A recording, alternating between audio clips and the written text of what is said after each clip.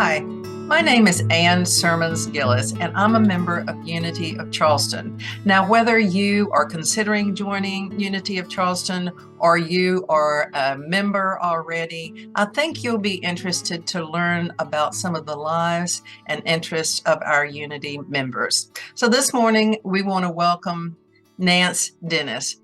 Welcome, Nance. Hi. Yeah, so good morning. And just tell us, where are you from originally? Well, I was born and raised in Florida. I'm actually born in Key West, which is very exciting, but I only spent 9 months of my life in Key West, so I don't think it really counts. But I grew up in Fort Lauderdale and I graduated from Florida State. So I am a true Floridian. So where do you live now? I live in West Ashley, Charleston. Oh, okay. And what brought you to this area in the first place? Well, when I first graduated from college, I moved to the Bay Area in California. And it was such a lovely area with lots of bridges and lots of water. But it's turned very, very expensive. So when I was looking to leave the area that I was lived in because my 4 children graduated college and da da da, I would looked at a lot of pictures, and Charleston area seemed so much like the Bay Area in California, but it was so affordable. Weather was good and whatever. And basically, by pictures alone and doing my research, I moved here without ever being here. Wow. So are you married or single?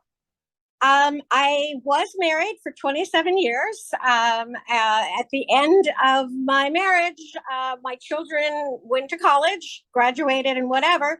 So I became single again, and that's why I needed a different start. I needed to leave. I was raised my children in Connecticut, which was lovely to raise children in, but a very expensive state. And I had a huge house and 3 acres, and it was time for a change for me to be single again. Oh, wow. So you have 4 children. Are they girls or boys or? Yeah, four daughters, all grown, Oh, and wow. my oldest is in Amsterdam, and I have 2 grandchildren there. So I travel to Amsterdam twice a year, and I have one in Los Angeles, one in Vermont, and then one in North Carolina. So they're all over the world, literally. Goodness. So what is your career or was your career? Well, I started out as an accountant, but when I had 4 kids, I stopped and I was a stay-at-home mom. And at the end of my divorce, I got my master's in English literature, and I started writing and teaching. Okay. Are you currently working? Well, the thing with life changes. Life keeps changing all the time. And writing got tougher and tougher for me because in the beginning I was hired by one, but then with the phase of the internet, which of course has been 20 years, I have to bid for jobs and I never have a job for very long. And every time I'm working, I have to think about working again. So I just got tired of bidding for jobs. I just want to have a job where I can go and come back and not worry about what's going to happen in 3 months. So I've been working part time locally in jobs that I can just go and come back. So I guess I'm working part time in my semi retirement. Okay, that's nice. You didn't want to be a salesperson. I personally all my life. So yes, I mean, in and I terms of selling yourself constantly, in terms of well, it's jobs. hard because you never have that feeling that everything's going to be all right for 3 months or 6 months or I mean it's your I feel almost my daughter is an actor in Los Angeles, and you're only as good as your last part, or I was only as good as my last job. I had no confidence that I'd still be working in 6 months or 9 months or whatever, and that's not a good feeling late at night. So I know that you're going to get a paycheck. And like I said, I never could count on anything. Okay. Well, I'm not sure if that maybe led you to your spiritual search, but how did your spiritual search start? Well, um, I'm a Reformed Catholic, and when I went to college, I never set foot in a Catholic church again, unless I visited with my parents or whatever. And when I decided to get married, we had a Unitarian Universalist minister, and I had my first child, and my mother wanted her baptized, and I didn't belong to a church. So I went to another Unitarian Universalist church, and I never left. I was a Unitarian Universalist for 24 years in Connecticut. It changed my children's lives forever. They have a very good program. It made them just different people. And I can't imagine just going to church on Sunday would affect my children, but one became a sex educator, and the Unitarian Universalists are very good at sex education. And another became an environmental manager where she plants trees. And all of that, I think, stemmed from the church. Right. A lot of social justice action there. Well, what, yeah, and how did you find Unity?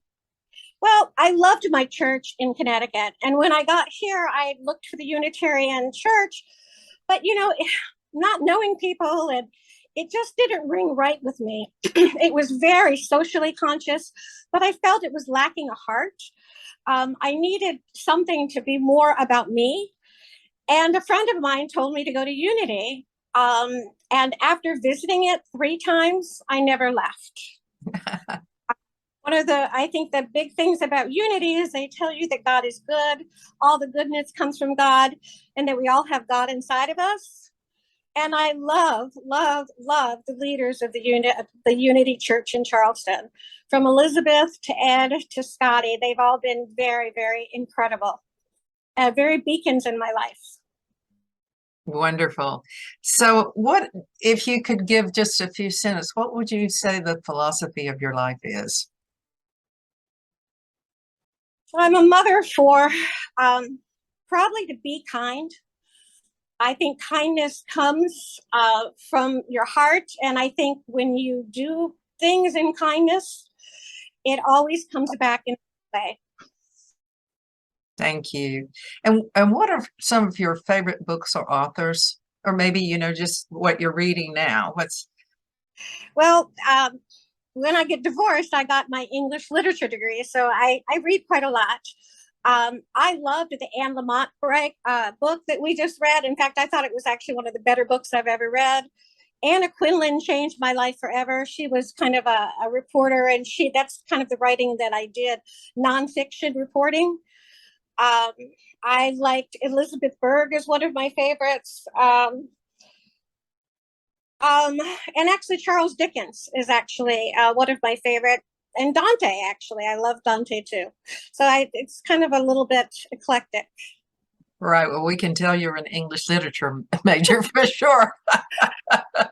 Oh, and do you have any passions or hobbies? Well, I have 2 dogs, and they kind of ground me in life. So I do a lot of hiking with my dogs, and I love the beach. I think the beach grounds me. I think being outside in nature makes me believe that I'm a part of everything, and that my problems are so minuscule to the whole, part of the whole thing. It makes me feel like it lifts my problems and makes them go away in the wind. So I'd love to be in nature. I think nature really is probably my spiritual home. Wonderful. And do you practice any spiritual techniques, spiritual practices like meditation or well, I am in dance? meditation club. I do it. I guess it's a meeting on Zoom. I do it twice a week, and I very much believe in the whole idea of gratitude. I try to do 10 minutes every day, either morning, night, or wherever it comes, to think about what I'm grateful for. And I think probably the biggest spiritual practice I do is driving. Somehow when I'm driving, I can put my thoughts together. So yeah, a little bit of everything. And actually, the beach works for me too. I think being at the beach is an incredible thing. I don't get there enough. Yeah, I hear you. Well, Nance, I want to thank you so much for joining us today and letting us get a little peep into your lives. And I hope you have a wonderful day. Well, thank you very much. And thank you for taking the time to listen.